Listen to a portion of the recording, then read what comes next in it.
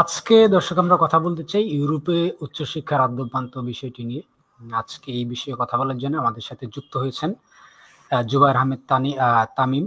তিনি সুইডেনের পিঙ্ক ইউনিভার্সিটির শিক্ষার্থী।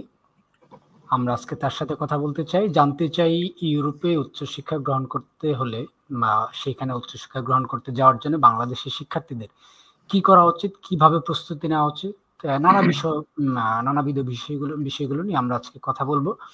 দর্শক, আপনাদেরকে জানিয়ে রেখে আজকে আমাদের মহান বিজয় দিবস, সেই বিজয় দিবস উপলক্ষে আপনাদেরকে শুভেচ্ছা জানাচ্ছি। এবং আমরা একটা দীর্ঘ সময় পর একটা ফ্যাসিবাদী শাসন থেকে মুক্তি পেয়েছি ছাত্র জনতার অভ্যুত্থানে।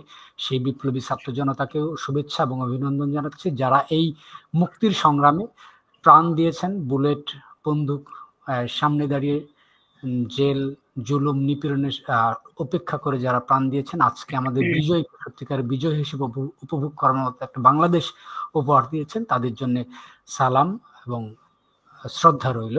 দর্শক, তাহলে আমরা আজকে আমাদের মূল যে প্রোগ্রাম সেটা শুরু করতে যাচ্ছি। আমি প্রথমে আপনাদেরকে আমাদের অতিথির সাথে পরিচয় করিয়ে দিচ্ছি। আমাদের সাথে রয়েছেন জুবায়ের আহমেদ তামিম। তিনি পিঙ্ক ইউনিভার্সিটি, সুইডেন, সেই ইউনিভার্সিটি বর্তমানে অধ্যয়নরত রয়েছেন। জুবায়ের, আমি প্রথমে আপনাকে বিজয় দিবসের শুভেচ্ছা জানাচ্ছি এবং সরাসরি আপনার কাছে প্রশ্নে চলে যাচ্ছি। সেটা হচ্ছে যে, দেখেন, আমরা তো স্বাধীনতার 54 বছর পার করে ফেললাম।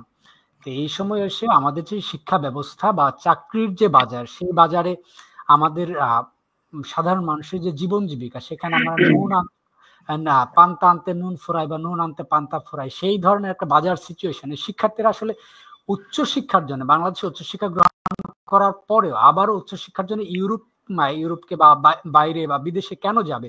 বিশেষ করে তারা বিসিএস, ব্যাংক বা অন্য কোনো দিকে একটু গভর্নমেন্ট জব নিয়ে জবের প্রিপারেশন নিতে পারে, সেখানে ক্যারিয়ার করতে পারে। এটা বাদ দিয়ে তারা কেন স্কলারশিপ নিয়ে ইউরোপে বা বিদেশে উচ্চশিক্ষা গ্রহণের জন্য যাবে? এটা আমি আপনার কাছে একটু জানতে চাই, বিশেষ করে আপনি যেহেতু পড়তে গিয়েছেন, আপনার অভিজ্ঞতা থেকেই আমাদেরকে জানাবেন।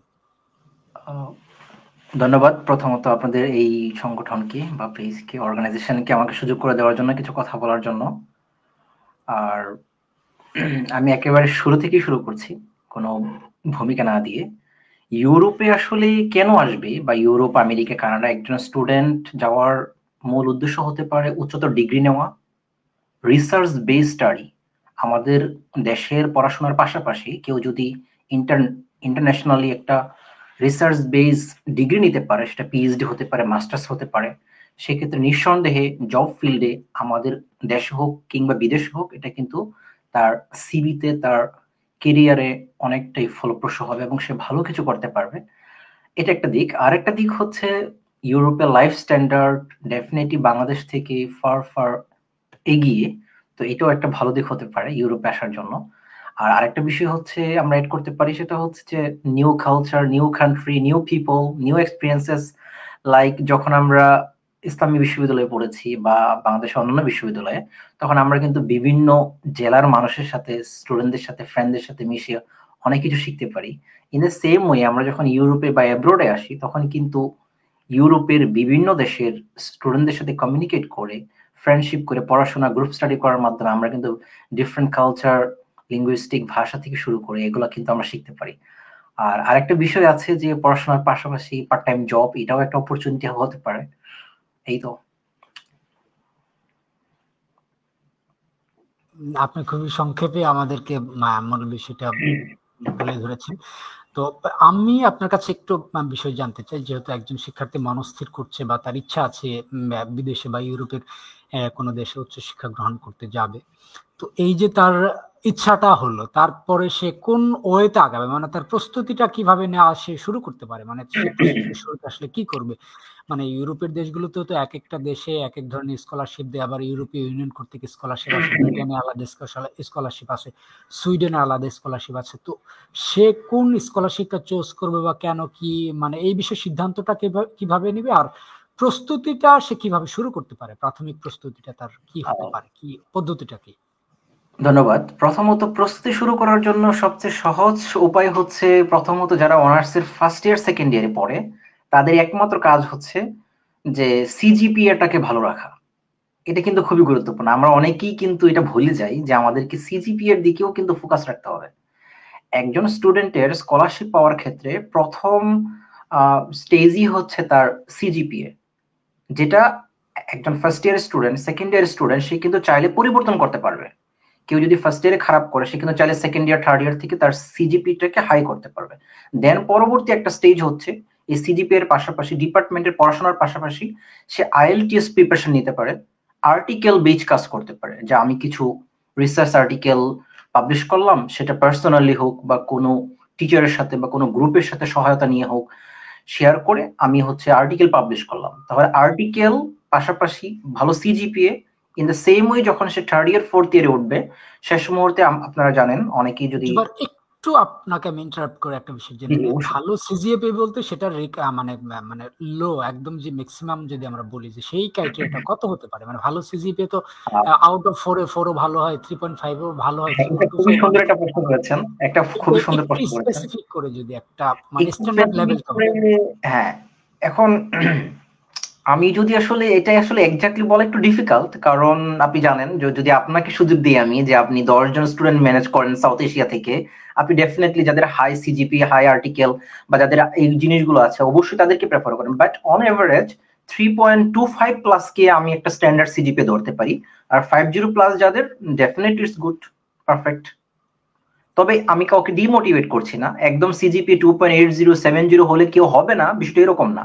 সে চাইলে তার আইএলটিএসটাকে বেটার করতে পারে, আর্টিকেল পাবলিশ করতে পারে, সেই ক্ষেত্রেও তার অপরচুনিটি অবশ্যই আছে এবং প্রচুর এক্সাম্পল আছে যারা 2.65 70 সিজিপিএ নিয়েও জার্মানি থেকে শুরু করে সুইডেন, নরওয়ে থেকে শুরু করে বিভিন্ন দেশে তারা স্কলারশিপ নিয়ে হতে যাচ্ছে। সো আমি একটা কথাই বলবো যে never give up, just try and try. আচ্ছা, তো আমরা যে প্রশ্নকে ছিলাম যে আসলে তার প্রস্তুতিটা কিভাবে হতে পারে সেটাতে একটু ফিরে আসতে চাই। আইএলটিএস যদি কোনো স্টুডেন্ট একবার পরীক্ষা দেয় তার মেয়াদ থাকে 2 বছর, তার সার্টিফিকেটের মেয়াদ থাকে 2 বছর। তো সেই ক্ষেত্রে কোনো স্টুডেন্ট যদি থার্ড ইয়ার থাকা অবস্থায়, আমি যদি ইয়ার হিসেবে কাউন্ট করি, সে যদি আইএলটিএস পরীক্ষা দেয় তার মানে সে কিন্তু পরীক্ষার রেজাল্ট পাবে 15 দিন পর। 13-15 দিন পরে যদি সে হচ্ছে রেজাল্ট পায় তার মানে সে কিন্তু সাথে সাথে অ্যাপ্লাই করতে পারছে না, কারণ তার তো অনার্সের সার্টিফিকেটই এখনো হয়নি। That means it could be better, এটা খুবই ভালো হয় যদি সে হচ্ছে কি করে ফোর্থ ইয়ার পরীক্ষার পর যদি সে পরীক্ষাটায় বসে বা রেজাল্ট আসতেছে, মানে আমার কথা হচ্ছে এরকম যে আইএলটিএস সার্টিফিকেটটা পাওয়ার পরের দিন থেকেই যেন সে অ্যাপ্লিকেশনটা করতে পারে। তখন অ্যাপ্লিকেশন করতে সাধারণত তার হচ্ছে কি কি লাগবে, কিছু বেসিক পেপারস আছে। পৃথিবীর যেই দেশই হোক না কেন, ইউএসএ হোক, কানাডা হোক, সুইডেন হোক বা অন্য যে কোনো হচ্ছে দেশই হোক না কেন, কিছু বেসিক পেপারস আছে, এগুলো কিন্তু সেম। একজন স্টুডেন্ট চাইলে এগুলো তার পড়াশোনার পাশাপাশি রেডি করে রাখতে পারে। যেমন সেগুলো কি কি আমি যদি একটু বলি, 2টা রিকমেন্ডেশন লেটার, এসওপি, তার মার্কশিট, সার্টিফিকেট, ট্রান্সক্রিপ্ট, যে বিষয়গুলো আছে, এবং তার পাসপোর্ট। আর জানেন যে আইএলটিএস পরীক্ষা দিতেও কিন্তু পাসপোর্ট লাগে, যদিও ব্রিটিশ কাউন্সিলে মানে পাসপোর্ট ছাড়াও পরীক্ষা দেওয়া যায় স্মার্ট কার্ড দিয়ে, তো মানে পাসপোর্ট দিয়ে পরীক্ষা দেওয়াটাই বেটার। তো এই পেপারগুলো যদি কোনো স্টুডেন্ট রেডি করে রাখে, তো সেই ক্ষেত্রে পাশাপাশি আইএলটিএস সার্টিফিকেট পাওয়ার পর দিন থেকে সে হচ্ছে অ্যাপ্লিকেশন শুরু করে দিল। মানে এটা হলে তাহলে আপনার আইএলটিএস সার্টিফিকেট পাওয়ার পরের দিন থেকেই কিন্তু কাউন্ট হলো, কারণ আপনি কিন্তু 2 বছর পর আর অ্যাপ্লাই করতে পারবেন না, ওই আইএলটিএস সার্টিফিকেট ইনভ্যালিড হয়ে যাবে। সো আমার দর্শকদের জন্য আপনার এখান থেকে আমি এটাই বলবো যে আইএলটিএসটা একদম শেষ মুহূর্তে গিয়ে, মানে যেদিন আপনি অ্যাপ্লিকেশন শুরু করবেন তার একেবারে কিছুদিন আগে আইএলটিএস পরীক্ষাটা দিলে সবচেয়ে বেটার হয়, তাহলে আপনার সময়টা পারফেক্টলি কাজে লাগবে। 2 বছর তাহলে ঢালাও ভাবে অ্যাপ্লাই করা যাবে, সেটাই ইউরোপ হোক, ইউএসএ হোক বা কানাডা হোক বা পৃথিবীর যে কোনো দেশেই হোক। জি আচ্ছা, বা একদমই ইনিশিয়াল লেভেলে আসলে কি ধরনের প্রস্তুতি নেওয়া দরকার আপনার এই প্রশ্নের উত্তরে একদমই ক্লিয়ার। তো একটা বিষয় আমি আপনার কাছে একটু জানতে চাই, সেটা হচ্ছে যে ধরেন সে আইএলটিএস প্রস্তুতি নিল বা রিসার্চ ওয়ার্ক করলো, রিসার্চের কিছু প্রস্তুতি নিল, বা অনেক ক্ষেত্রে বিশেষ করে সুইডেনে স্কলারশিপে 2 বছরের জব এক্সপিরিয়েন্সের প্রয়োজন হয়, সেটাও সে ফুলফিল করলো, এরকম করে সে প্রস্তুতি নিল। এখন যে বিষয়টা আমি বলবো যে সে এই প্রস্তুতিগুলো নেওয়ার পরে সে কোন স্কলারশিপটাকে চুজ করতে পারে বা সে সাবজেক্টটা কিভাবে চুজ করবে, মানে চুজ করবে বলতে কিভাবে সিলেক্ট করবে, বের করবে, এইটার ধাপটা কি হতে পারে, এইটার ক্ষেত্রে সে আসলে কিভাবে স্টেপ বাই আগাতে পারে? আচ্ছা, আপনি তো এইভাবে আগাইছেন, আপনার পরামর্শ, আপনার অভিজ্ঞতাটা সহ আমাদেরকে একটু শেয়ার করবেন। আচ্ছা, খুবই ধন্যবাদ। ধন্যবাদ আবারও। প্রথমত হচ্ছে আমি যেই ফর্মুলাটা ফলো করেছি, লাইক আমি হচ্ছে সুইডেন অ্যাপ্লাই করব। তো একেবারে simple practice, just Google the top 10 university in Sweden, search দিলে অটোমেটিক ইউনিভার্সিটির নামগুলো চলে আসে। আচ্ছা, তো তখন ইউনিভার্সিটি গুলোতে গেলে প্রত্যেকটা, আমি যতদূর জানি ইউরোপে বা অন্যান্য দেশে কিছু কিছু বিশ্ববিদ্যালয়ের স্বতন্ত্র অ্যাপ্লিকেশন থাকে, আর কিছু কিছু আছে সেন্ট্রাল অ্যাপ্লিকেশন, মানে একটা ওয়েবসাইট, ওখানে গিয়ে আপনি অ্যাপ্লাই করবেন। যেমন সুইডেনে কিন্তু একটা ওয়েবসাইটের মাধ্যমে আপনি 4টা সাবজেক্ট অ্যাপ্লাই করতে পারবেন, 4টা ইউনিভার্সিটি হোক বা সেম ইউনিভার্সিটি হোক। তো admission, university admission dot SE, আমি যদি এক্স্যাক্টলি ওয়েবসাইটটা বলি, ইউনিভার্সিটি অ্যাডমিশন ডট এসই। এখানে গিয়ে একজন স্টুডেন্ট জাস্ট, ওখানে হচ্ছে ফিল্টার আছে, ফিল্টার করে সার্চ করলে যে আমি সাপোজ ইংলিশ থেকে পড়তে চাই, আমি মেডিকেল থেকে পড়তে চাই, আমি সায়েন্স থেকে পড়তে চাই, বিজনেস থেকে পড়তে চাই, জাস্ট কোন স্টুডেন্ট সার্চ দিলেই সেখানে পাবে যে বিজনেস লিখে সার্চ দিলেই বিজনেস রিলেটেড সব সাবজেক্ট তার কিন্তু হচ্ছে চলে আসবে। তো সেই ক্ষেত্রে সে হচ্ছে সার্চ করবে যে আমি যে সাবজেক্টে পড়তে যাচ্ছি সেই সাবজেক্টের আসলে অপরচুনিটি কেমন, স্কলারশিপ আছে কিনা, বা আমরা জানি যে ইউরোপের বিভিন্ন দেশের বিভিন্ন স্পেসিফিক স্কলারশিপ আছে, সেন্ট্রাল স্কলারশিপ আছে, যেমন ধরুন ইরাসমাস স্কলারশিপ, জার্মানির ডেট স্কলারশিপ, সুইডেনের এসআই স্কলারশিপ। কিন্তু এছাড়াও এটার রিকোয়ারমেন্ট যদি আমার সাথে ফুলফিল না করে, সাপোজ একজনের জব এক্সপিরিয়েন্স নেই, ফ্রেশ গ্রাজুয়েট, তার সাথে হচ্ছে ম্যাচ হচ্ছে না, এখানে ডিপ্রেসড হওয়ার কিছু নাই, কারণ প্রত্যেকটা ইউনিভার্সিটির স্বতন্ত্র কিছু স্কলারশিপ থাকে, ইউনিভার্সিটি কর্তৃক তাদেরকে হচ্ছে স্কলারশিপ দেওয়া হয়, লাইক 50%, 25%, 70%, এগুলো তো দেখা গেছে অ্যাপ্লিকেশন করা যায়। তো এই অ্যাপ্লিকেশন প্রসিজারের একটা সিস্টেম হচ্ছে যে কখনো ইউনিভার্সিটি অফার লেটার পাওয়ার পরে দেয়, কখনো আগে দেয়, কখনো ওইটার জন্য এক্সট্রা কিছু ডকুমেন্ট আপলোড করতে হয়, কখনো একই সাথে সেম অ্যাপ্লিকেশনই হয়ে যায়। এটা একটা পদ্ধতি হতে পারে। আর একটা পদ্ধতি হতে পারে যে মাস্টার পোর্টাল নামে একটা অ্যাপস আছে, মাস্টার্স পোর্টাল বা মাস্টার পোর্টাল লিখলেই আসবে। ওখানে আপনি ইউনিভার্সিটি এবং সাবজেক্ট আপনি কমেন্ট সেকশনে স্টুডেন্টদের বা দর্শকদের জন্য হচ্ছে লিখে দিতে পারেন, ইট could be better for them. So search দিলে এটা হতে চলে আসবে। আর আরেকটা সহজ পদ্ধতি হচ্ছে, যেখানে আমাদের বাংলাদেশি সিনিয়র বা আমাদের ইভিয়ান অনেক সিনিয়ররাও আছে বিদেশে, তারাও খুবই হেল্পফুল, এবং বিভিন্ন গ্রুপ আছে, ফেসবুক গ্রুপ, লাইক সাপোজ আমি হচ্ছে জার্মানির জন্য করব, প্রিপারেশন নিব, তা আমি যদি এইরকম করে ফেসবুকে একটা সার্চ করি যে বাংলাদেশি স্টুডেন্টস ইন জার্মানি, আপনি অসংখ্য গ্রুপ পাবেন। সেখানে অনেক ফ্রি পিডিএফ আছে, ফ্রি ম্যাটেরিয়াল আছে, যেগুলো দিয়ে একজন স্টুডেন্ট নিজে নিজে অ্যাপ্লাই করার জন্য মানে এনাফ ম্যাটেরিয়াল আছে, অসংখ্য ভিডিও আছে। আমি নিজেও একটা পেজ থেকে, ইউরোপ আড্ডা থেকে চেষ্টা করি কিভাবে অ্যাপ্লিকেশন করে একজন স্টুডেন্ট নিজে নিজে আসতে পারে, এটার খুব সহজভাবে হচ্ছে দেখানোর জন্য। এছাড়াও অসংখ্য গ্রুপ, পিডিএফ, ইউটিউবার যারা আছে, যারা হচ্ছে নিজে নিজে আবেদন করার process, A to Z subject selection গুলো হচ্ছে দেখিয়ে থাকে। সো কোনো স্টুডেন্ট যদি চেষ্টা করে, আমার মনে হয় যেটা খুবই ইজি প্রসেস, সো করতেই পারে ইনশাল্লাহ। আপনার উত্তর একদমই ক্লিয়ার। আমি একটা বিষয় এখন একটু ক্লিয়ার করে জানতে চাই যে ইউরোপের কোন কোন দেশে, বিশেষ করে যেমন ধরুন জাপানের জন্য বিটেক্স একটা স্কলারশিপ আছে যেটা খুবই প্রেস্টিজিয়াস, আমেরিকার ফুল ব্রাইটনেস স্কলারশিপ আছে, এটা একটা প্রেস্টিজিয়াস স্কলারশিপ। এইভাবে ইউরোপ কেন্দ্রিক, মানে ইউরোপের যেমন যুক্তরাজ্য, জার্মানি, ইতালি, ফ্রান্স, স্পেন, আপনি সুইডেনে আছেন, নরওয়ে, এরকম আরো অনেক দেশ রয়েছে যেগুলোর কান্ট্রি ওয়াইজ যেমন গভর্নমেন্ট স্কলারশিপ আছে, আবার ওভারঅল গোটা ইউরোপীয় ইউনিয়ন বা সেনজেনভুক্ত দেশগুলোরও কিছু হয়তো স্কলারশিপ থাকতে পারে।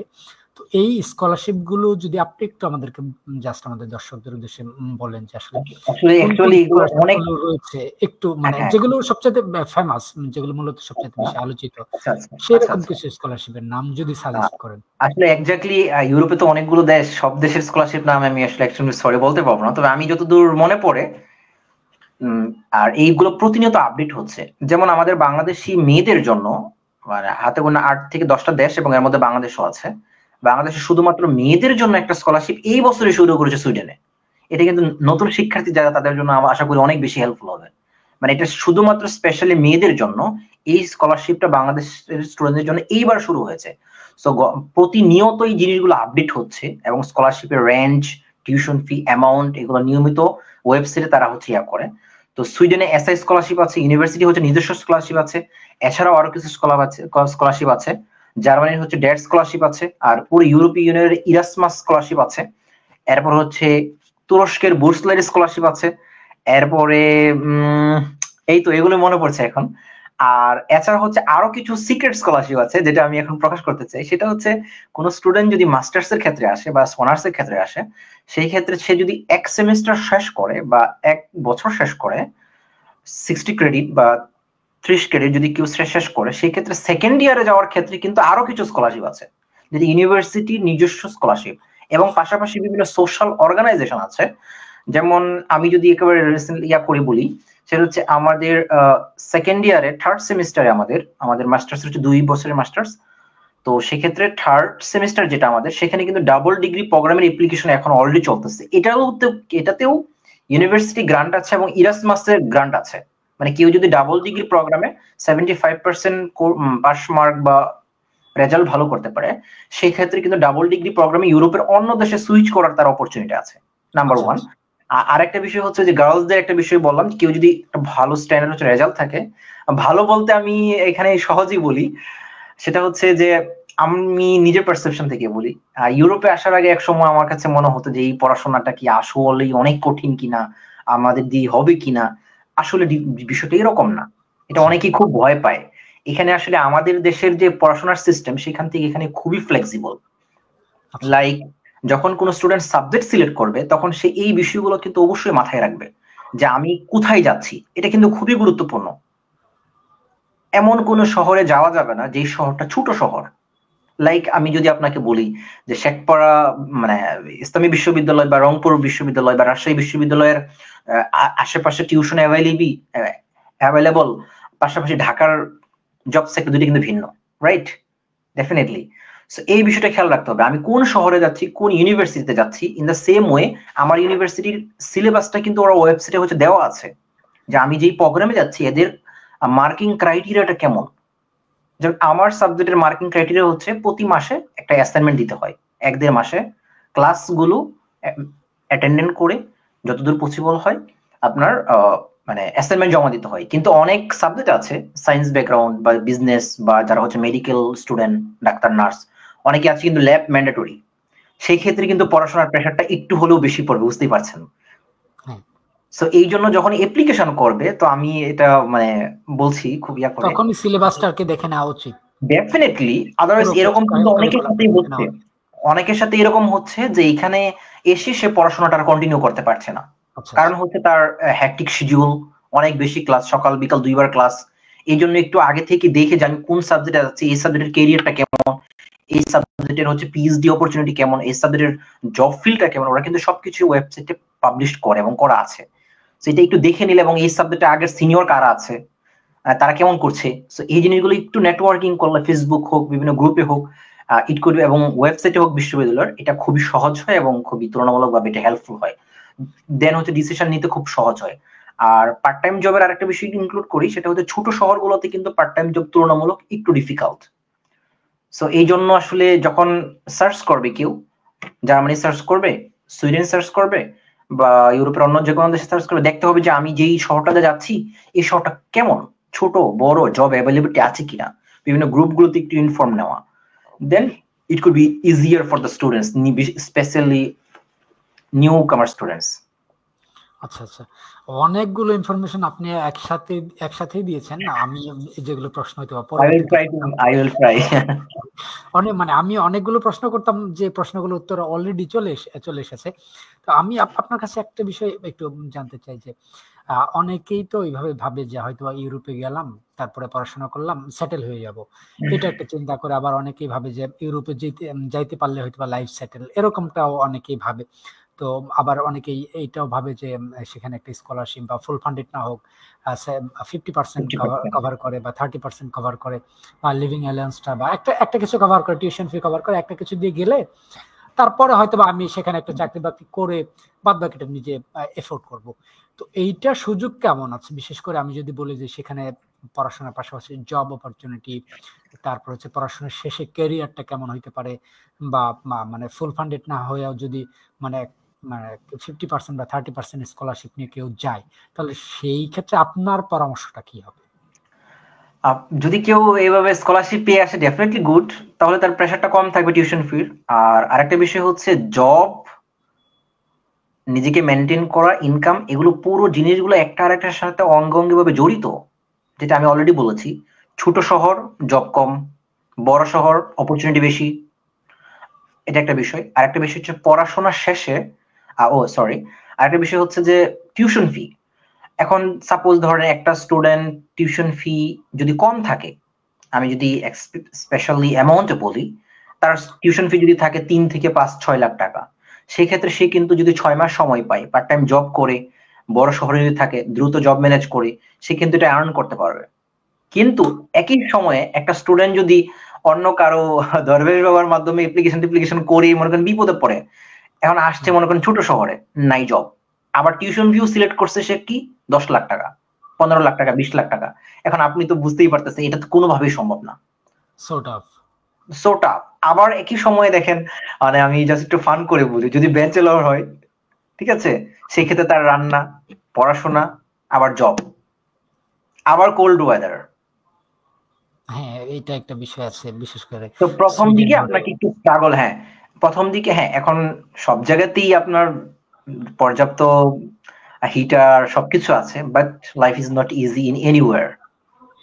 কোথাও ইজি না। প্রথমত আপনাকে একটু কষ্ট করতে হবে, পড়াশোনার দিকে এগিয়ে যেতে হবে, দেন ইনশাল্লাহ ধাপে ধাপে ইনশাল্লাহ ভালো কিছু হবে। আর আফটার স্টাডির বিষয়টা হচ্ছে ইউরোপের প্রায় ম্যাক্সিমাম কান্ট্রিতে পিএইচডিটাকে একটা জব হিসেবে কাউন্ট করা হয়। লাইক সুইডেনের কথা আমি বলছি স্পেসিফিকলি, এখানে যদি কেউ পিএইচডিতে চান্স পায়, সেক্ষেত্রে তাকে একটা মাশাআল্লাহ একটা ভালো অ্যামাউন্ট তাকে ইউনিভার্সিটি থেকে অফার করে মান্থলি। মানে এটা একটা জব। মানে কেউ পিএইচডিতে চান্স পেলো, তার মানে তার পিআর নিয়ে, তার পার্মানেন্ট হচ্ছে রেসিডেন্স নিয়ে, তার জব নিয়ে, তার টাকা পয়সা নিয়ে আলহামদুলিল্লাহ কোনো ধরনের টেনশন নেই। যদিও ইটস নট ইজি, বাট আমরা তো স্বপ্ন দেখতেই পারি, আমরা চেষ্টা করতেই পারি। একদমই ক্লিয়ার। আমি একদমই মানে নিজেও যে বিষয়গুলো কনফিউশন ছিলাম সেগুলো ক্লিয়ার হলাম। তো আমি একটু যেটা বলি যে অনেকেই তো মানে সেখানে পার্মানেন্ট বা নাগরিকত্ব নেওয়ার স্বপ্নটাও দেখে। এইটা আসলে আপনি বলছেন যে অনেক ক্ষেত্রেই ভেরি করে বা ইজিও না। তো মানে পার্সেন্টেজটা কেমন হয়? মানে অনেকেই তো এই স্বপ্নটাই দেখে, এই স্বপ্নটা দেখেই তো দেখা যায় যে কোনোভাবে একটা এজেন্সি দালাল টালাল বা কোনো কিছু একটা ধরে ভাবে যে 3-4 বছর গেলেই তারপর একটা নাগরিকত্ব তো পেয়ে যাচ্ছে, আর নাগরিকত্ব পেয়ে গেলে তো আমার লাইফ বিন্দাস। তো এই যে যারা এই খপ্পরটা মানে এই চিন্তাটায় পা দেয়, তাদের জন্য আপনার আসলে পরামর্শটা কি, বা আচ্ছা, আমি তাদের উদ্দেশ্যে আপনি আমার কি বলবেন? আচ্ছা, আচ্ছা। প্রথমত আমি আমার বিশ্ববিদ্যালয়ের আমার ডিপার্টমেন্টের কয়েকজন টিচারদের মানে মোটিভেশনের কথা বলি। ওনারা খুব আফসোস নিয়ে ক্লাসে একসময় একটা কথা বলতো, আমার মনে পড়ে। লাইক আশকারি স্যার, শাহিন স্যার, আরো অনেকেই আছেন। ওনারা বলতো যে আমরা স্বপ্ন দেখি আমাদের স্টুডেন্টরা ইউরোপিয়ান ইউনিয়নে জব করবে, ইউএনএইচসিআর এ জব করবে, ইউনাইটেড নেশনে জব করবে, সব জায়গায় ছড়িয়ে ছিটে যাবে। সো আপনি যে কথাটা বলছেন এটার সাথে এটা খুব মানে স্ট্রংলি রিলেটেড। এই জন্যই, কারণ হচ্ছে যে কেউ যদি মনে করে যে আমি ইউরোপে এসে কোনোভাবে এসে পার্মানেন্ট হয়ে যাব, অবশ্যই সে হতে পারে বিভিন্ন মাধ্যমে, কিন্তু এটা তো আমরা কখনোই এক্সপেক্ট করি না। আমরা চাই পৃথিবীর বুকে আমরা মাথা উঁচু করে দাঁড়াতে। আমরা পড়াশোনা করার মাধ্যমে ইউরোপে বলেন, আমেরিকা বলেন, বা পৃথিবীর সব জায়গাতে বলেন, আমরা আমাদেরকে প্রতিষ্ঠিত করতে চাই, বাংলাদেশের পতাকাকে সমুন্নত করতে চাই। আমি হয়তো বা কোনো দেশে কোনো মতে এসে আমি একটা পিআর পাবো, কিন্তু আমি কিন্তু কখনো কি বলে হাইলি স্ট্যাটাস, হাইলি কোয়ালিফাইড জবে কিন্তু আমি যেতে পারবো না, আমি কিন্তু পিএইচডি তে যেতে পারবো না। আমি কিন্তু ইউরোপীয় ইউনিয়ন বলেন বা official standard level white collar job যেটাকে বলে, এগুলোতে যাওয়ার পসিবিলিটি কিন্তু অনেক বেশি কমে যাবে। কিন্তু যদি তখন আমাকে কিন্তু অড জব করেই, জব আসলে সবই সমান, আমি কোনোটাকে অড বলছি না, কিন্তু ইউরোপে এই ল্যাঙ্গুয়েজটা সবাই ব্যবহার করে, আন্তরিকভাবে দুঃখিত বলার জন্য। তখন হয়তো বা এগুলো করে আমাকে সার্ভাইভ করতে হবে। কিন্তু যদি কেউ পড়াশোনাটা শেষ করে আর সঠিক নিয়মে আগায়, তাহলে পার্মানেন্ট রেসিডেন্সি বা ফিউচারে ভালো কিছু করার অপরচুনিটি অনেক বেড়ে যায়, অনেক বেড়ে যায়। ইভেন তো ওই দেশের নিজস্ব ভাষাটা শিখে, জানি ইউরোপের প্রত্যেকটা দেশেরই ইংলিশ দিয়ে আপনি কমিউনিকেশন করতে পারবেন সব জায়গায়, ক্লাস ওয়ার্ক থেকে শুরু করে everywhere. But if you want to stay anywhere permanently, you must be achieve the native specific linguistic language শিখতে of a হবে। country. Yeah, definitely. এটা আপনাকে একটা দেশের ভাষা শিখলে তখন এটা আরো বেশি সহজ হয়ে যায়। আচ্ছা, তো আমি যেহেতু এজেন্সি বা দালালের খপ্পরে একটা কথা আসলো, আমরা কিন্তু দেখি বাংলাদেশে মানে শত শত এজেন্সি রয়েছে, শত বলবো না, হাজার হাজার এজেন্সি রয়েছে যারা একদম বড়লোক হওয়ার সহজ ব্যবসা। ফুল ফান্ডেড, মানে স্কলারশিপ, এত হাজার টাকা স্টাইপেন্ড, হ্যাঁ, এত সুযোগ সুবিধা, 3 বছর পরে পিআর মানে পার্মানেন্ট মানে হয়ে যাবে, নানা ধরনের চটকদার কিছু দেয়, মানে বিজ্ঞাপন। অফার করে। এবং সেখানে আমি আমার এক্সপিরিয়েন্স থেকে দেখেছি যে আমারই কিছু কাছের লোকজন, মানে ছোট ভাই যারা হয়তো সেখানে টাকা দিয়েছে, কিন্তু পরবর্তীতে দেখা গেছে সেই এজেন্সিরও খোঁজ নেই বা তাকে পাঠাইতেও পারে না, বা এমনকি হয়তো গেছে যাওয়ার পরে দেখতেছে যে এখন তো মানে কি বলবো যে তার মানে যে ক্যাম্পাসে মানে যে ইউনিভার্সিটি সে পাইছে সেটা একদমই ছোট শহরের ইউনিভার্সিটি, সেখানে জব অপরচুনিটি কম বা পড়াশোনা খরচ অনেক বেশি, এই ধরনের চাপে পড়ে। তো আমি যেটা আসলে জানতে চাই যে অনেক শিক্ষার্থী এই এজেন্সির ফাঁদে কেন আসলে পা দেয়, এটা আমার আমি আপনার কাছে একটা মানে আপনার ওভারভিউটা মানে একটা অবজারভেশন আমি জানতে চাইবো। একই সাথে শিক্ষার্থী চাইলে তো নিজেই আবেদনটা করতে পারে, সেই ক্ষেত্রে আসলে তার কি মানে করা উচিত, মানে আপনি তো একটা মানে আবেদন করে গেছেন, আপনার একটা অভিজ্ঞতা আছে, সেই আলোকেই শুনতে চাই আসলে শিক্ষার্থীদের কি করা উচিত। আচ্ছা, প্রথমত আমি বলবো যে আসলে 2024 সালে যেই জেনারেশন এত কিছু করতে পারে, সেই আচ্ছা, জেনারেশন কেন আরেকজনের কাছে যাবে? এটা খুবই দুঃখজনক বিষয়। এখনকার জেনারেশন আমি মনে করি অনেক স্মার্ট। আমরা অনেক সত্যিকার অর্থে অনেক স্মার্ট। পৃথিবীর অন্য যে কোনো দেশের ইয়াং জেনারেশন থেকে আমি বাংলাদেশের এই জেনারেশনকে নিঃসন্দেহে সেলুট জানাই। কারণ তারা নিজে কাজ করার মেন্টালিটি, রিসার্চ করার মেন্টালিটি, নেটওয়ার্কিং করার মেন্টালিটি তাদের অনেক বেশি। সো প্রথমত বিষয়টা হচ্ছে এজেন্সিতে যাওয়ার আগে অনেকে অনেক বিষয় সম্পর্কে ধারণা বা কম জানে। সেটা কিরকম? অনেকের চিন্তা ভাবনাটা এরকম থাকে, আমি নিজেও কিছু এজেন্সিতে গিয়েছি দেখার জন্য যে ওরা আসলে কি করে। সো অ্যাকচুয়ালি গিয়ে দেখেছি মানে just bogus, nothing else. To be honest, just bogus. আচ্ছা, ধরেন সাপোজ আপনার অ্যাপ্লিকেশনটা একটা এজেন্সি করে দিবে। আমি জানি অনেক এজেন্সির বিশাল বড় সিন্ডিকেট আছে, এরা দেখা গেছে আপনাকে আমাকে নিয়েও দেখা গেছে নানা ব্লেম করতে পারে। I don't care. সো এটা বলছি আমি এই জন্যই, ওরা আপনাকে দিয়ে কিভাবে প্রসেসটা করাবে দেখেন। আপনাকে বলবে যে আপনি আপনার রিকমেন্ডেশন লেটার হচ্ছে নিয়ে আসেন, ভালো কথা, নিয়ে আসলেন। আপনার পেপারস গুলো জমা দেন, ভালো কথা, জমা দিলেন। আপনার পাসপোর্ট জমা দেন, মানে সব কিন্তু আপনিই করতেছেন একটু অ্যাকচুয়ালি। দেন সে হচ্ছে এটা সাবমিট করে জাস্ট ফাইলটা আপলোড দিবে। আর ওদের একটা সবচেয়ে মানে মকারি একটা ফান বিজনেস হচ্ছে যে ফাইল ওপেনিং চার্জ, যে একটা বিশাল অ্যামাউন্ট, আমি বলছি না, বিশাল অ্যামাউন্ট নিয়ে ফাইল ওপেন করে হ্যাবি জাবি করে একটা লামসাম বুঝ দিয়ে।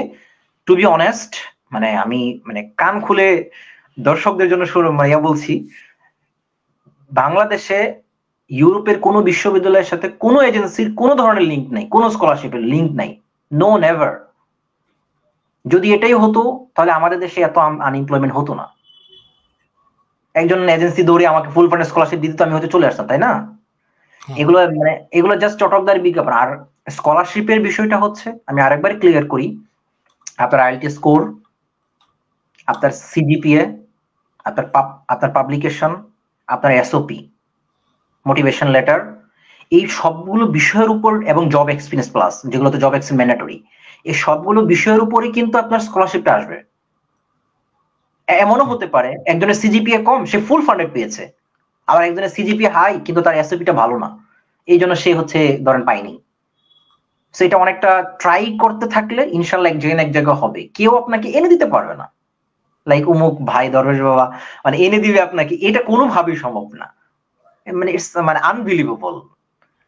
সেক্ষেত্রে স্পেসিফিক ভাবে আগানো যে আমি এই 10টা স্কলারশিপ। আর আরেকটা বিষয়, বিভিন্ন দেশের ইউনিভার্সিটির স্কলারশিপ গুলো মানে বা এতে অ্যাপ্লিকেশন বা ইউনিভার্সিটি অ্যাপ্লিকেশন, এগুলো কিন্তু আলটিমেটলি এত ফি না যতটা তারা নেয়।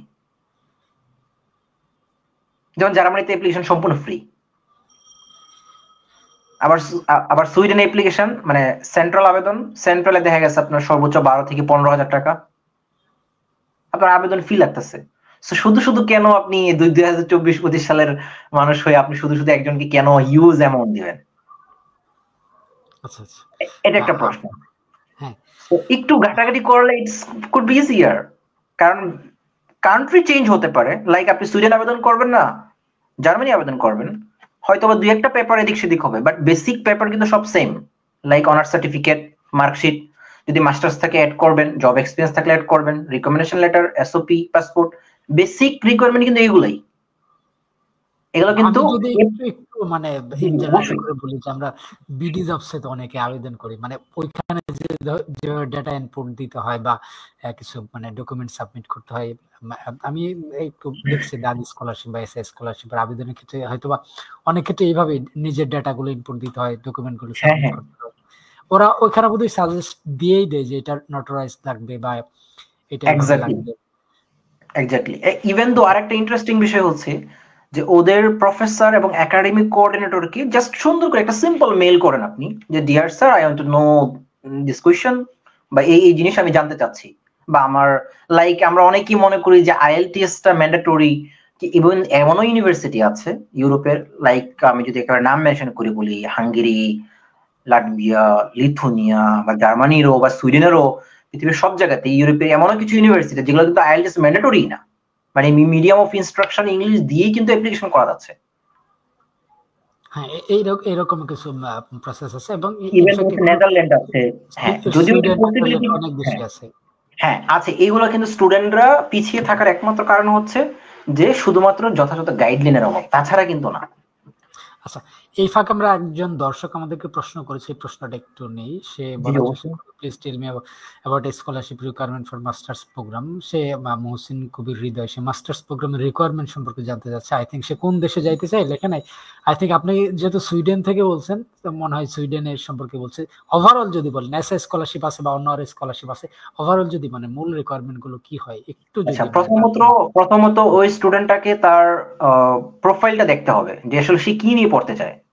আচ্ছা, যেমন সাপোজ আমাদের দেশে কিন্তু একটা কালচার, যে আমি ওই ফানি করে যদি বলি আর্টসে পড়ি, সায়েন্সে পড়ি, শেষ, আমি আর চেঞ্জ করতে পারবো না, সারা জীবন আমাকে ওইটা নিয়ে থাকতে হবে। কিন্তু ইউরোপে, আমেরিকাতে কিন্তু এটা না। আপনি চাইলে এখানে মুড়ির মতো সাবজেক্ট চেঞ্জ করতে পারবেন যদি আপনার এসওপিটা বেটার হয়। মাল্টিডিসিপ্লিনারি একটা সিস্টেম, ইভেন তো একই নামে অনেক সাবজেক্ট, যেমন আমাদের দেশে একটা সাবজেক্ট ইংলিশ বা ইংলিশ ল্যাঙ্গুয়েজ লিটারেচার বা শুধু ইংলিশ, কিন্তু এখানে কিন্তু শুধু ইংলিশে আপনি সাবজেক্ট হয়তো বা, যেমন এমআইটি তে আমি যতদূর মনে পড়ে, if I am not wrong, MIT তে আপনি ইংলিশ কোনো সাবজেক্টই পাবেন না। আচ্ছা, এখন তাহলে মানে ডিপ্রেসড হওয়ার কোনো কারণ নাই যে হাই হাই আমি তো ট্যুরিজম নিয়ে পড়ছি, আমি তো ম্যানেজমেন্টে পড়ছি, আমি আমার সাবজেক্ট পাচ্ছি না কেন? না, ওই সাবজেক্টেরই ভেঙে ভেঙে দেখা গেছে বা রিলেটেড ফিল্ডে অনেক সাবজেক্ট আছে। যেমন ধরেন লিঙ্গুইস্টিকে আপনি সাবজেক্ট পাবেন, আমেরিকান লিটারেচারের সাবজেক্ট পাচ্ছেন, ব্রিটিশ কালচারে একটা সাবজেক্ট পাচ্ছেন, নর্ডিক কালচার একটা সাবজেক্ট পাচ্ছেন। এগুলোও কিন্তু দেখবেন আপনার রিলেটেড ফিল্ড নিচে হচ্ছে লেখা থাকে যে সাবজেক্ট এরিয়া। ইভেন তো সবচেয়ে মজার বিষয় হচ্ছে যে যেমন স্পোর্টস সায়েন্স একটা সাবজেক্ট, এটা থেকে ডাক্তাররাও এসে পড়তে পারবে, আবার আর্টস এর সাবজেক্টেও স্টুডেন্টরা পড়তে পারবে। মানে মাল্টি কালচারের একটা অপরচুনিটি তারা কিছু কিছু সাবজেক্টে হচ্ছে দিয়ে রাখে। এটা ওয়েবসাইটে যখন ঢুকবে তখন সে জাস্ট হচ্ছে প্রোগ্রামগুলো দেখা, সিলেবাস দেখা এবং সাবজেক্ট এরিয়া দেখা। একান্ত কনফিউজড হলে একাডেমিক কোঅর্ডিনেটরকে একটা মেইল করা যে সাপোজ আমি অমুক থেকে বলছি, আমার প্রোফাইল এইটা, আমি জানতে চাচ্ছি যে আমি কি এলিজিবল কিনা। 100% they will reply very soon. ওকে, আশা করি আমাদের দর্শক প্রশ্নের উত্তরটা পেয়েছেন। তো আমরা একটু কন্টিনিউ করতে চাই। আপনি একটা বিষয় মানে আমি আসলে যে প্রশ্নটা করতে চাইছিলাম আপনি অলরেডি ক্লিয়ার করে দিয়েছেন। যেমন আমি আপনার কাছে জানতে চাই সমস্যাটা যেটা হয় যে আমি চাইলে কি এক সাবজেক্ট থেকে অন্য সাবজেক্টে যেতে পারবো কিনা, আপনি অলরেডি ক্লিয়ার করেছেন। তারপরে আরেকটা প্রশ্ন আছে এই রিলেটেড, সেটা হচ্ছে অনেকেই বলে থাকেন যে ইউরোপের সাবজেক্ট মানে কি বলবো যে ইউনিভার্সিটি গুলোতে বিবিএ এর সাবজেক্ট অন্য মানে সাবজেক্টের স্কলারশিপ কম থাকে, সায়েন্স বা সোশ্যাল সায়েন্সের একটু বেশি থাকে, সায়েন্স সোশ্যাল সায়েন্সের বেশি থাকে, আর্টস এর একটু কম থাকে। এই ক্ষেত্রে আপনার অপিনিয়নটা কি আসলে মানে সায়েন্স, সোশ্যাল সায়েন্স, বিবিএ বা আর্টস, হ্যাঁ, এগুলো কোনটাতে আসলে মানে কেমন স্কলারশিপ থাকে আপনার অবজারভেশন বা আপনার জানা? আসলে আমার মনে হয় প্রশ্নটা আসলে এরকম না, বা উত্তরটা আমি যদি এরকম দিই, একটু গুছিয়ে দেওয়ার চেষ্টা করি, সেটা হচ্ছে বিবিএ স্টুডেন্ট, আর্টস স্টুডেন্ট আমাকে দিয়ে কিছু হবে না, বা সাপোজ মানে আমি একবার নাম মেনশন করে বলছি, আমি এরকম প্রশ্ন অনেক পাই আমার পেজেও পাই বা আমাদের ইভিয়ান যে গ্রুপ আছে ওখান থেকেও পাই যে ভাইয়া আমি তো বাংলায় স্টাডি করেছি বা আমি হচ্ছে রিলিজিয়াসে পড়ছি, আমাকে দিয়ে কি কিছু হবে? মানে ডেফিনেটলি যখন কোনো মানুষ কোনো জিনিস জানে না তখন জানতে চায় বা ডিপ্রেশন কাজ করে। আমি একটা কথা বলবো যে never give up, never give up. Never give up. কারণ হচ্ছে যে আপনার ফিল্ডে এখানে অলরেডি প্রথমত আপনার ইভিয়ান সিনিয়রদেরকে খোঁজেন যে কে এই সাবজেক্ট থেকে গেছে, সেটাও যদি না পান আপনি আপনার ফিল্ডে হিউম্যানিটিস, যদি কোনো সাবজেক্টের নিচে সাবজেক্ট এরিয়াতে লেখা থাকে এরকম যে হিউম্যানিটিস, তার মানে হিউম্যানিটিস সোশ্যাল সায়েন্স লেখা থাকলে তার মানে এই রিলেটেড ফ্যাকাল্টি থেকে সবাই অ্যাপ্লাই করতে পারবে। ওখানে ক্রেডিট মেনশন করে থাকে, ক্রেডিট মেনশন করা থাকে যে এত ক্রেডিট এই সাবজেক্টে কমপ্লিট করলে আপনি অ্যাপ্লাই করতে পারবেন। সো এই জন্য মানে আমি ভিন্ন সাবজেক্টে করেছি বলে আমাকে দিয়ে হবে না এরকমটা ভাবার কোনো কারণ নাই। আচ্ছা, একদমই ক্লিয়ার, আপনার উত্তরটা ক্লিয়ার। আরেকটা বিষয় হচ্ছে যে আরেকটা বিষয় লেট মি ফিনিশ, সেটা হচ্ছে যে ওই বিবিএ সাবজেক্ট বা আর্টস থেকে অপরচুনিটি কম, আমি সেটা বলবো না। আমি বলবো যে এদের কম্পিটিশনটা একটু একটু তুলনামূলক সায়েন্স থেকে বেশি, কারণ সায়েন্সের ফিল্ড একটু বেশি। আপনি জানেন যে এই যুগ হচ্ছে আধুনিকতার যুগ, সায়েন্সের প্রতিনিয়ত বিষয়গুলো আপডেট হচ্ছে। ইন দ্য সেম আর্টস এর অনেক বিষয় কিন্তু আপডেট হচ্ছে। আমাদের দেশে অনেক সাবজেক্ট কিন্তু এখনো শুরুই হয়নি, অথচ ইউরোপে অনেক সাবজেক্ট ধরেন মানে ওরা পড়িয়ে 10 বছর ধরে পড়াচ্ছে। লাইক মাইগ্রেশন একটা সাবজেক্ট, মাইগ্রেশন কত মানে কন্টেম্পোরারি টপিক, ইমিগ্রেশন স্টাডিজ, যেটা ইমিগ্রেশন স্টাডিজ, এটা নিয়ে আমাদের দেশে কিন্তু সাবজেক্টই নেই, কিন্তু ইউরোপে কিন্তু এটা খুবই ফেমাস এবং খুবই খুবই ডিমান্ড, খুবই জব মার্কেটও আছে এই সাবজেক্টে। হ্যাঁ। আবার সাইবার সিকিউরিটি আমাদের দেশে কিন্তু এখনো অনেক প্রাইভেট ইউনিভার্সিটি হয়তো বা প্ল্যানিং করছে বা মাইগ্রেশন নিয়ে প্ল্যানিং করছে শুরু করার জন্য, কিন্তু ইউরোপ আমেরিকাতে কিন্তু এটা খুবই মানে অনেক দিন ধরে পড়াচ্ছে। আমি যদি আপনাকে একটু ইন্টারাপ্ট করে বলি, এআই নিয়ে কিন্তু আমাদের দেশে এখন পর্যন্ত ওরকম ভাবে একাডেমিতে ওই ধরনের কোনো সাবজেক্ট এখন আসেনি। ইউরোপের অনেক ইউনিভার্সিটি দেখেছি যে এআই নিয়ে তাদের মাস্টার্স কোর্স বেশি আছে। হ্যাঁ হ্যাঁ, এআই নিয়ে অনেক কোর্স আছে। আবার আর এদের সাথে মানে আসলে অনেক কথা বলতে গেলে আসলে মানে অনলাইনে হয়ে যায়। সেটা হচ্ছে যে আমি অনেক কিছু ভাবি, আমি আসলে কখনোই ভাবি না যে আমি ইউরোপে থাকবো, এদেশে আজীবন কাটাবো। আমি সবসময় ভাবি যে return to my motherland. So একটা জিনিস আমি খুব মানে স্বপ্ন দেখি যে আমাদের দেশেও যদি ইউরোপের মতো বিশ্ববিদ্যালয়গুলোর মতো ইন্টার্নশিপের অপরচুনিটি থাকতো, বা জব মার্কেটের সাথে ইউনিভার্সিটির একটা কানেকশন থাকতো, ইট could be better for the new students. যেমন ধরেন আমি বলি, আমাদের নেক্সট সেমিস্টারের যে কোর্সটা, এটা কিন্তু আমাদেরকে কোথায় কোথায় ইন্টার্নশিপ করা যাবে এটা লিস্ট প্রফেসররা ক্লাসে দিয়ে দিয়েছে, এবং কিভাবে অ্যাপ্লিকেশন করতে সব দিয়ে দিয়েছে। আপনি চিন্তা করতে পারেন, আমরা কিন্তু এখন মাস্টার্স স্টুডেন্ট, কোন কোন সংস্থাতে আমি ইন্টার্নশিপ করতে পারবো, সেটা পেইড হবে না নন পেইড হবে বা আনপেইড হবে, এটা কিন্তু তারা ক্লাসে অলরেডি বিভিন্ন সেমিনারে এটা ডিসক্লোজ করে দিয়েছে যে তুমি এই এই জায়গায় দিতে পারবা। সো আমাদের দেশেও যদি ইউনিভার্সিটির, যদিও স্টুডেন্টরা ইউনিভার্সিটি সবকিছু মিলিয়েই আর কি, যদি এটা করা যায় আমার মনে হয় আরো ভালো হবে। তখন স্টুডেন্টরা তাদের ইন্টার্নশিপের মাধ্যমে একটা প্র্যাকটিক্যাল নলেজটা পাওয়ার খুবই মানে সুযোগটা ভালো হবে আর কি। আচ্ছা আচ্ছা, আমি একটা বিষয় একটু জানতে চাই যে এই যে আমাদের দেশের শিক্ষার্থীরা ইউরোপ আমেরিকা বা পৃথিবীর বিভিন্ন দেশে পড়তে যাচ্ছে, তো এইটা আমি অনেক ক্ষেত্রে দেখি যে ব্যক্তি উদ্যোগেই কিন্তু শিক্ষার্থী ব্যক্তি উদ্যোগেই মানে এই কাজটা হয়। বা আমি হাঙ্গেরির যে স্কলারশিপটা রয়েছে সেখানে বাংলাদেশ সরকারের শিক্ষা মন্ত্রণালয়ের একটা সংযোগ হয়েছে। এর বাইরে অন্য কোন দেশে মানে সরকারি ভাবে ওইভাবে ব্যবস্থা করা বা বিশ্ববিদ্যালয় থেকে একটা মানে ব্যবস্থা করা, যে আমাদের শিক্ষার্থীদের সাথে অমুক বিশ্ববিদ্যালয়ের চুক্তি থাকবে একটা সেমিস্টার বা 2টা সেমিস্টার পড়াশোনা, এই ধরনের ব্যবস্থাগুলো আমাদের বিশ্ববিদ্যালয়, অধিকাংশ বিশ্ববিদ্যালয় নেই, কিছু কিছু বিশ্ববিদ্যালয় হয়তো 2-1টা দেশের সাথে করার চেষ্টা করে থাকে। এইটা নিয়ে আমাদের দেশের সরকার বা বিশ্ববিদ্যালয় প্রশাসন কি ধরনের কাজ করতে পারে, মানে আপনার মানে অভিজ্ঞতা থেকে যদি আমাদেরকে কিছুটা শেয়ার করেন। আচ্ছা, প্রথমত হচ্ছে বিশ্ববিদ্যালয়ের থেকে একটা টিম গঠন করা যেতে পারে। আই এম নট সুপারিয়র বা আমি আমার সব সাজেশন দিচ্ছি বিষয়ে এরকম না, মাফ করবেন, I am not good at such type of thing. অনেক বড় বড় বিজ্ঞ মানুষজন আছে, আমি উইথ ডিউ রেসপেক্ট, আমরা আপনার থিংকিংটা মানে আপনি কি ভাবছেন এটা নিয়ে আর কি, এটাই আমি বলে দিচ্ছি, এটা উইথ ডিউ রেসপেক্ট, তারা নিঃসন্দেহে এগুলো নিয়ে কাজ করে অনেক ভালো জানে। প্রথমত হচ্ছে বিশ্ববিদ্যালয়কে ইমেল করা যেতে পারে লাইক একটা বিশ্ববিদ্যালয়কে অ্যাডমিনিস্ট্রেটরকে ইমেল করতে পারে যে আমরা আপনাদের সাথে একটা কাজ করতে চাই, স্টুডেন্ট এক্সচেঞ্জ প্রোগ্রাম হতে পারে, ক্রেডিট ট্রান্সফার হতে পারে, এটা একটা কাজ হতে পারে, নাম্বার 1। নাম্বার 2 হতে পারে তারা প্রথমত আপনাকে রেসপন্স করবে, ডেফিনেটলি ইয়েস বা নো একটা কিছু বলবে।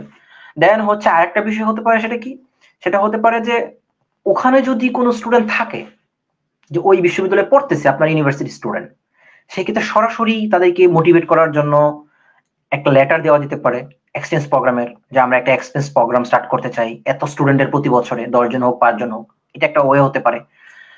আরেকটা ওয়ে হতে পারে যে ক্রেডিট ট্রান্সফার যেটা বললাম, এটা বিশ্ববিদ্যালয়ের সাথে অফলাইনে কথা বললে যে আপনাদের একটা টিম পাঠান, আমরা ফিজিক্যালি কথা বলতে চাই, রিসার্চ বেস একটা কাজ করতে চাই, গ্রুপ ওয়াইজ কাজ করতে চাই।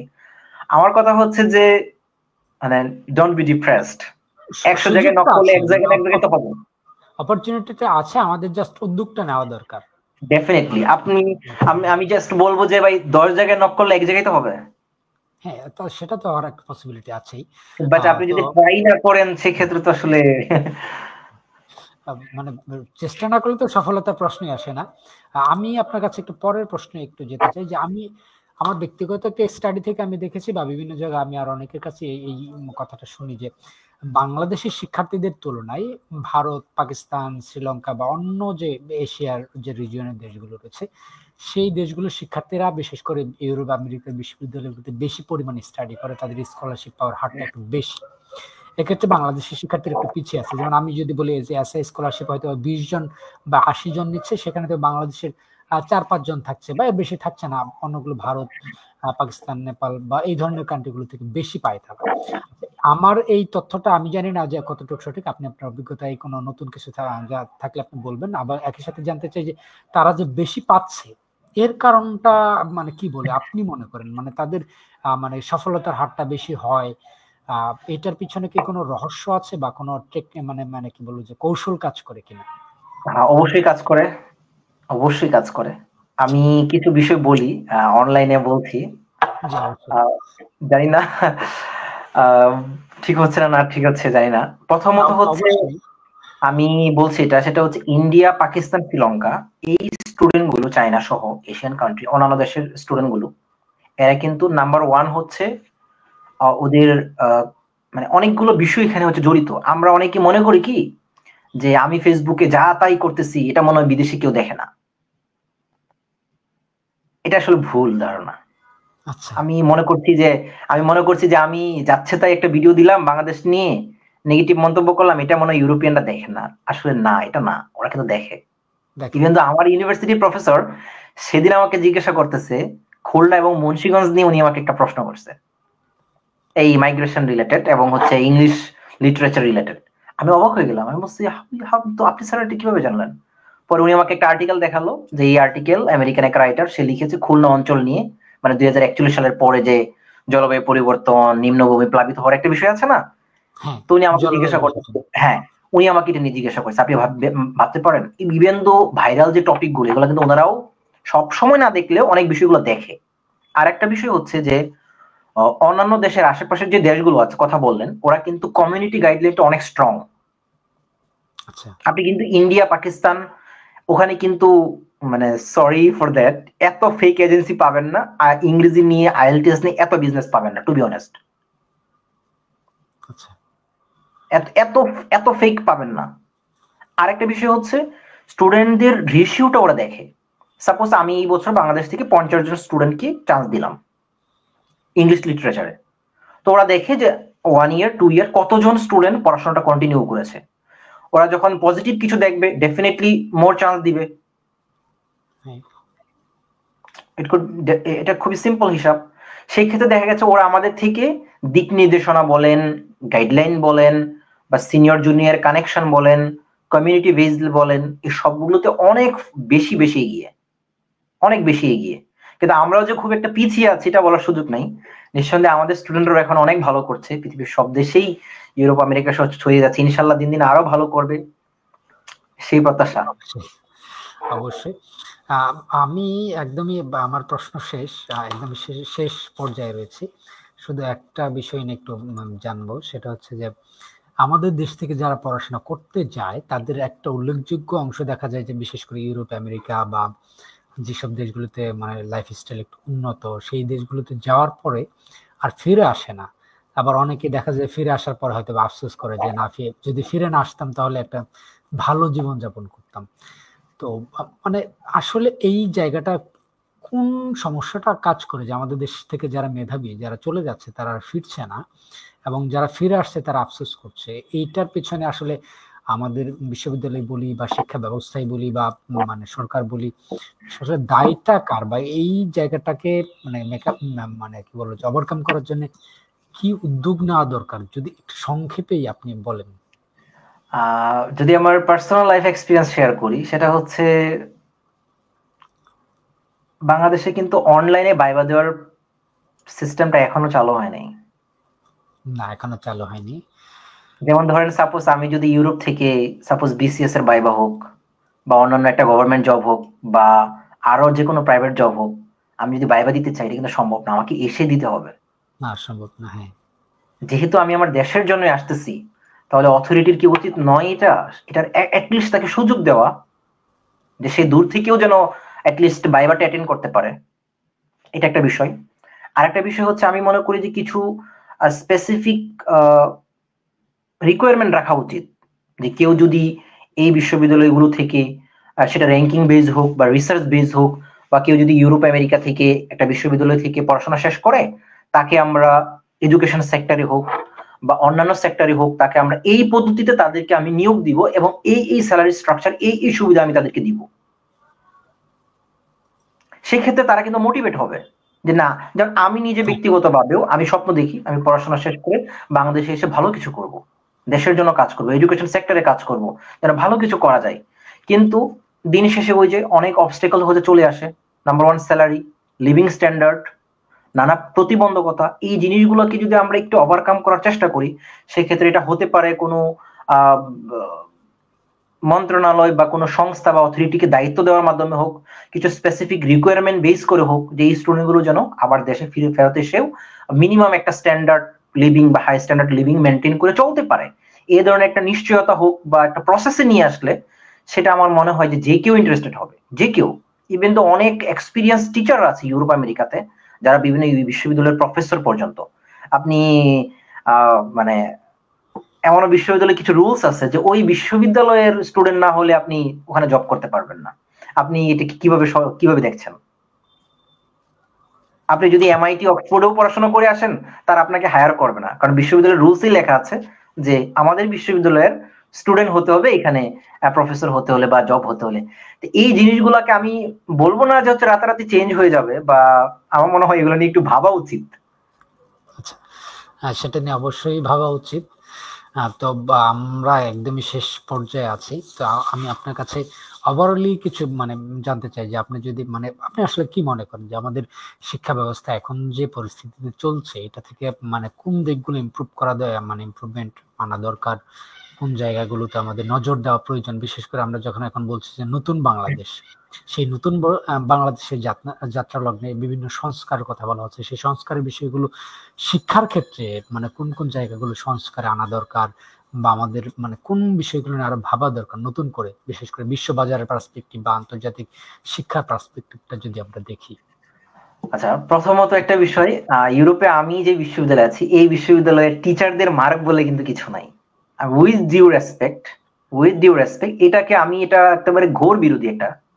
আমি জানি এটাও বলার পর হয়তো বা অনেকেই সমালোচনা করবে, তারপর আমি বলছি টিচার্স মার্ক বলে কিছু রাখা আমার মনে হয় উচিত না, নাম্বার ওয়ান। নাম্বার টু হচ্ছে যে সম্পূর্ণ পড়াশোনাটাকে রিসার্চ বেসড করে নিয়ে আসা উচিত। টিচার্স মার্ক বলে মানে শিক্ষকদের হাতে আমাদের দেশে যেমন মানে 20 অ্যাটেন্ডেন্সের যে মার্ক বা বিষয়গুলো 50 থাকে, মার্ক, এই ধরনের কোনো মার্কস টিচারদের হাতে নেই। মানে অ্যাসাইনমেন্ট বেস যে মার্ক গুলো আছে, পারফরমেন্স মার্ক, অ্যাটেন্ডেন্স মার্ক টাইপের কিছু মার্ক আছে না, 15-20 লাইক হ্যাঁ, দ্যাট। হ্যাঁ, আচ্ছা আচ্ছা, 15 এই 20 বা জিনিসগুলোকে প্রথমত এটা কোনো মার্কই নেই। কোনো মার্কই নেই তাদের হাতে। আমার সাবজেক্টে নেই, অন্য ও, সাবজেক্টে থাকতে পারে। আমি এটা নতুন জানলাম যে তাদের হাতে কোনো মার্ক নেই, মানে আপনার সাবজেক্টে কোনো মার্ক নেই তাদের হাতে। মার্কিং নেই। আপনি যদি ওকে। মানে দেখেন বিশ্ববিদ্যালয়ের একজন স্টুডেন্ট হিসাবে তাকে প্রত্যেকটা ক্লাসে উপস্থিত হতে হবে, ম্যান্ডেটরি। এটা কিন্তু আসলে ডিফিকাল্ট, ইয়েস, এটা অনেকের ডেফিনেটলি জন্য ডিফিকাল্ট। তার মানে আপনি কখনোই পড়াশোনার পাশাপাশি ইন্টার্নশিপ করতে পারছেন না, পড়াশোনার পাশাপাশি আপনি পার্ট টাইম জব করতে পারতেছেন না। তার মানে আপনি ইউরোপ আমেরিকা থেকে অনেক বেশি পিছিয়ে আছেন। তার মানে আমি যদি স্টুডেন্টদেরকে পার্ট টাইম জব করা বা ইন্টার্নশিপ করার সুযোগ তৈরি করতে চাই, তার মানে আমাকে ক্লাসে শিথিলতা আনতে হবে এবং রিসার্চ বেস নিয়ে আসতে হবে, যে হচ্ছে তুমি 1 মাস 2 মাস এই টপিকটার উপরে পড়াশোনা করো, দেন তুমি আমাকে একটা অ্যাসাইনমেন্ট সাবমিট করো। এখন এখানে প্রশ্ন, একটা আর্টিকেল সাবমিট করতে হবে। হ্যাঁ একটা আর্টিকেল সাবমিট করো, নট গদবান্দা মুখস্থ কোশ্চেন মেমোরাইজ লাইক দ্যাট। এতে তো আমাদের মানে ক্রিয়েটিভিটি বের হচ্ছে না। মস্তিষ্কের অপচয় যেটা হয়। হ্যাঁ যেটা হয়, যেমন আমার সাবজেক্টের আমি কথা বলি, আমাদের প্রথম দিন যে কোর্সটা শুরু হয় ওই দিনই আমাদেরকে কোশ্চেন গাইডলাইন কি কি হবে সবকিছু দিয়ে দেয়। আজকে নিউ একটা কোর্স স্টার্ট হয়েছে, আজকে মানে 2500 থেকে 3000 ওয়ার্ডের একটা অ্যাসাইনমেন্ট লিখতে হবে।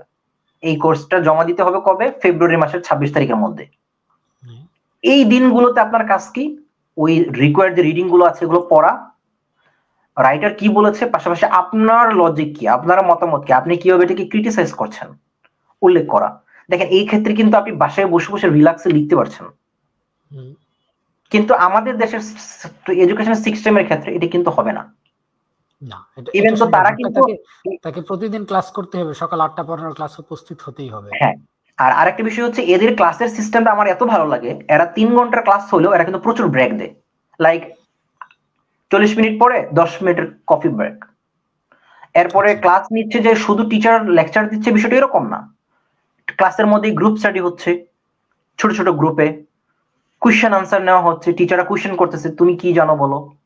পাশাপাশি কোর্সের শেষে টিচার স্টুডেন্টদের থেকে আপডেট নিচ্ছে যে এই কোর্সটা কি সামনের সেমিস্টারে আমরা রাখবো কিনা, তোমরা কি যৌক্তিক মনে করো কিনা, এই কোর্সের কি কি প্রবলেম আছে। কারিকুলামের বিষয় নিয়েও মানে শিক্ষার্থীদের একটা মানে কি বলবো পরামর্শ তারা নিচ্ছে, অলওয়েজ ইভেন ফিডব্যাক নিচ্ছে, ইভেন তো টিচার সম্পর্কে ফিডব্যাক নেওয়া হচ্ছে যে এই টিচার কেমন পড়াচ্ছে, তোমরা তার পড়াটা বুঝতে পারতেছো কিনা। এতে কি হচ্ছে, মানে গিভ এন্ড টেকের যে বিষয়টা, দেওয়া নেওয়ার যে বিষয়টা, তখন পড়াশোনাটা শ্রুতি মধুর হচ্ছে এবং মানে আনন্দ মুখর পরিবেশ হচ্ছে তৈরি হচ্ছে।